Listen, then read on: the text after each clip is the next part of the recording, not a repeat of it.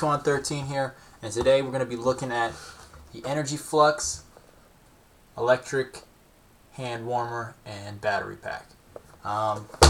This is something that I've been interested in seeing what it's like for a long time now, because I've always used fuel-based hand warmers, liquid fuel especially, like this Peacock here.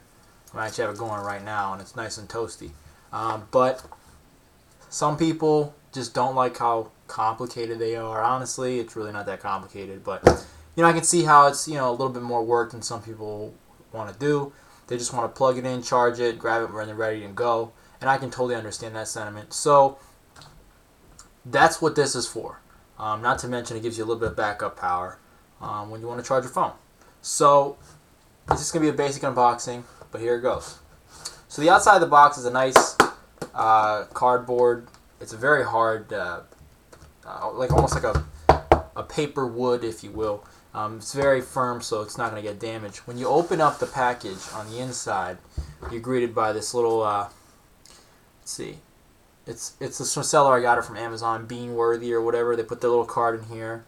You got the instruction manual. The battery capacity is 4,400 milliamp hours, and it comes with a nice little sack to keep the unit warm and keep your hands protected, I guess, and also to protect you from scratches. It's not as big an issue, obviously, with one of these that the case can breathe very much, since all you're worried about is thermal conductivity. So it's a very thin but non-porous, less porous material than one of these hand warmers. So it's interesting to see the way things work. So I can't actually get this out very well, so what I'm going to do is I'm going to pry it out with a plastic spoon here. So this is the hand warmer, and it has just a single switch on the back and your micro USB. A mini USB, not micro. I'm going to macro in so you can see the mini USB. I don't really have a problem with this. I'm sure some people will complain that it's not micro because they have micro appliances and they need to have all the cables available. But in reality, it's not a huge deal for me. I don't really see this being an issue.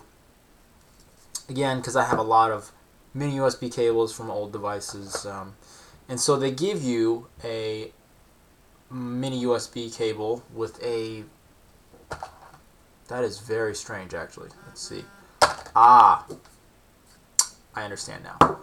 There is no other output port on this device, which I have to say is maybe a little bit of a downer on the feature set.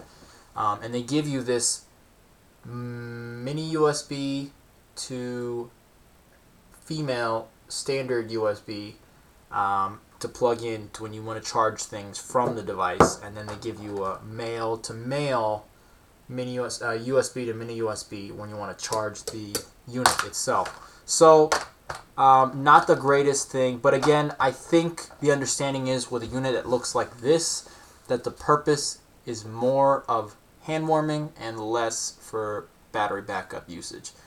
If you wanted one that was more battery backup oriented, they have ones that have multiple USB ports on them. But again, I think for my purposes, this makes more sense. And then they give you a simple charger that actually has a decent output. It's not a 500 milliamp hour or a milliamp output. It's a 1 amp output. So that's decent. It's like the little cube that you get with an iPhone. Again, I'd probably use an iPad charger or something that's faster. But we'll go ahead and see if it has any power now. So it's currently... So that's in, I'm assuming, hand warmer mode. I'm going to let it sit there, and I'm going to quickly go over the manual just to take a look. So, yes. So the ideal operating condition for it is to be in a pocket, obviously, like most hand warmers. So if you have it out in the blowing wind, it's not going to be like a little oven for you. It's, not really capable of getting that warm. So, the ideal place to keep it is in a pocket, which is most hand warmers are actually meant for that. So, like, the same is true with the chemical hand warmers, or in this case, the fuel hand warmer. If I were to just take this out and just in like in 20-degree weather, and then just pull it out of my pocket and just kind of smother it with my cold hands like this, it would die because basically the evaporation would stop, the chemical reaction would stop, and boom, it's not going to run very well. So, the key here is the same with this hand warmer, and I can already feel it getting warm, which is just nice. These seem to get warm pretty quickly. It also warns to not keep it in contact with your skin too long. Let's see. So there are 2 settings, low and high, it seems like. So I have it on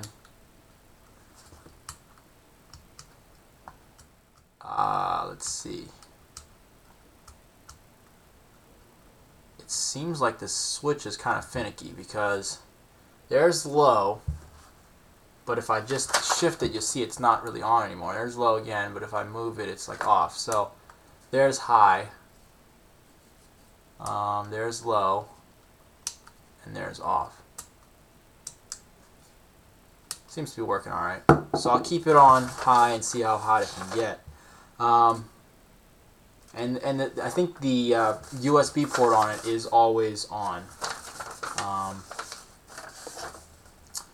And it gives you basically basic troubleshooting information. Honestly, this manual is annoying because of how big it is, but how it folds out, but it's quite easy to read and definitely no Chinglish here, which makes me very happy. In conclusion, I gotta say, this is quite a nice unit in terms of size, in terms of ease of use.